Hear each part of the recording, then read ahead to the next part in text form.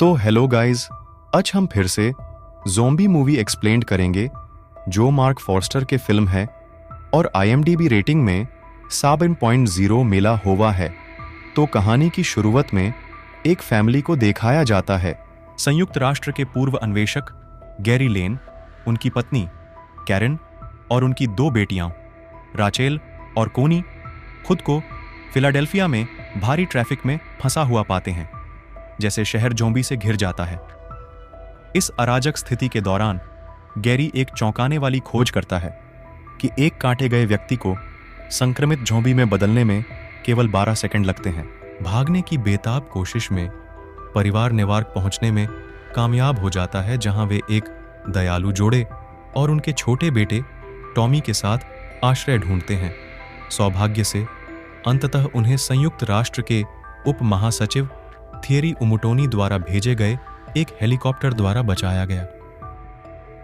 यह महसूस करते हुए कि टॉमी के माता पिता भी संक्रमित हो गए हैं, परिवार उसे अपने साथ ले आता है।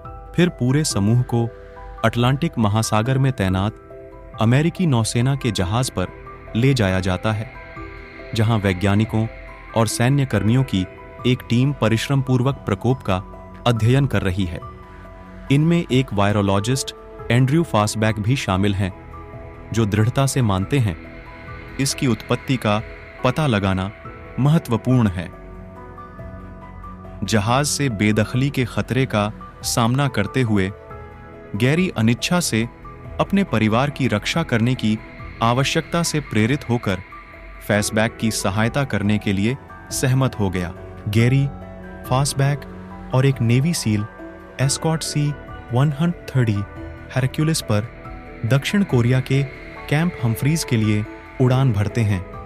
फिल्म में एक उल्लेखनीय निरंतरता त्रुटि है, जो बार बार एंटोनोव AN-12 और लॉकहीड C-830 हेरक्युलिस के बीच स्विच करती है, जहां इस स्थान पर लाशों की पहली रिपोर्ट प्राप्त होती है, जिससे आगमन पर टीम पर हमला होता है। इससे फासबैक घबरा जाता है और अनजाने में अपनी ही बंदूक से खुद को गोली मार लेता है। टीम को शिविर में तैनात अमेरिकी सैनिकों द्वारा बचाया जाता है और गैरी को पता चलता है कि संक्रमण उसके डॉक्टर द्वारा बेस में लाया गया था। एक CIA अधिकारी जो वहां कैद है, गैरी को इजराइल की ओर ले जाता है, जहां मोसाद को वायरस के बारे में पहले से जानकारी थी और उसने एक सुरक्षित क्षेत्र स्थापित किया था। बेस से प्रस्थान के दौरान गैरी और पायलट लाशों द्वारा हमला किए जाने के बावजूद भागने में सफल हो जाते हैं। जेरूसलम में गैरी का सामना मोसाद के एक उच्च पदस्थ अधिकारी जर्गेन वार्मब्रन से होता है, जो उसे इंटरसेप्ट किए गए संचार के बारे में सूचित करता है, जिससे पता चलता है कि भारतीय सैनिक लाशों से लड़ रहे हैं।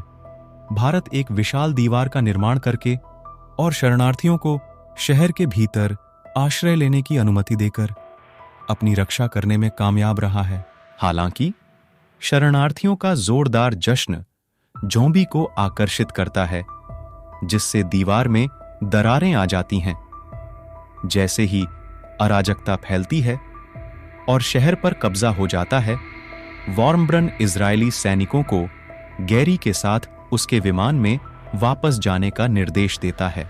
तबाही के बीच गैरी एक बुजुर्ग व्यक्ति और एक कुपोषित लड़के को अनदेखा करते हुए लाशों को देखता है, जो जमीन पर गतिहीन रहते हैं।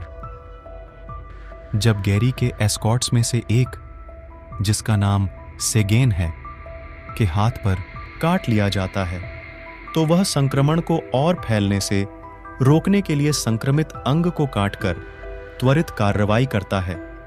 साथ में वे एक वाणिज्यिक विमान से भागने में सफल हो जाते हैं। गैरी ने थियरी को फोन किया और उनसे विमान को विश्व स्वास्थ्य संगठन के स्वामित्व वाले कार्डिफ में एक चिकित्सा अनुसंधान सुविधा की ओर पुनर्निर्देशित करने का अनुरोध किया। यात्रा के दौरान एक छिपा हुआ ज़ॉम्बी मिलता है, जिससे यात्रियों के बीच संक्रमण तेजी से फैलता है। लाशों को खत्म करने के प्रयास में गैरी ने केबिन को तोड़ने और उन्हें बाहर निकालने के लिए एक ग्रेनेड विस्फोट किया, लेकिन दुर्भाग्य से विस्फोट के कारण विमान गैरी और सेगेन दुर्घटना से बचने में कामयाब रहे। हालांकि गैरी अपनी सीट पर फंस गया और उसे चोटें आई हैं। सेगेन गैरी की सहायता के लिए आता है और साथ में वे कार्डिफ सुविधा के लिए अपना रास्ता बनाते हैं। हालांकि गैरी अपनी चोटों के कारण होश खो बैठता है और WHO कर्मचारियों से चिकित्सा उपचार प्राप्त करने के बाद 3 दिन बाद जागता है।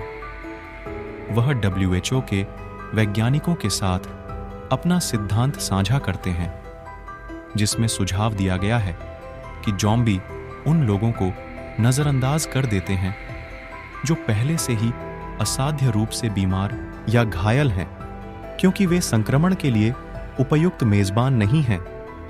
गैरी ने लाश के खिलाफ छलावरण के रूप में स्वस्थ व्यक्तियों को इलाज योग्य रोगजनक के इंजेक्शन लगाने का प्रस्ताव दिया है। दुर्भाग्य से रोगजनक के नमूने WHO सुविधा के एक हिस्से में लाशों से संक्रमित हैं। गैरी, सेगेन और मुख्य डॉक्टर को प्रयोगशाला में अपना रास्ता बनाने के लिए संघर्ष करना पड़ता है। जैसे ही गैरी जाने वाला होता है, एक अकेला ज़ॉम्बी उसका रास्ता रोक देता है, जिससे उसे खुद को इंजेक्शन लगाकर अपने सिद्धांत का परीक्षण करने के लिए मजबूर होना पड़ता है। जैसे ही गैरी दरवाजा खोलता है, उसका सिद्धांत सही साबित होता है, क्योंकि ज़ॉम्बी उसे अनदेखा कर देता है, जिससे उसे अपने कब्जे में रोगजनक नमूनों के साथ शेष लाश को सुरक्षित रूप से पारित करने की अनुमति मिलती है। गैरी और सेजन फ्रीपोर्ट, नोवा स्कोटिया में एक सुरक्षित क्षेत्र में पहुंचते हैं, जहां वह खुशी खुशी अपने परिवार के साथ फिर से मिल जाता है।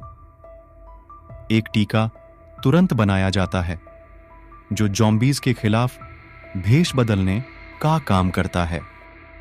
यह नागरिकों को संक्रमित क्षेत्रों को सुरक्षित रूप से खाली करने में सक्षम बनाता है और सेना को अधिक दक्षता के साथ लाशों से निपटने के लिए सशक्त बनाता है।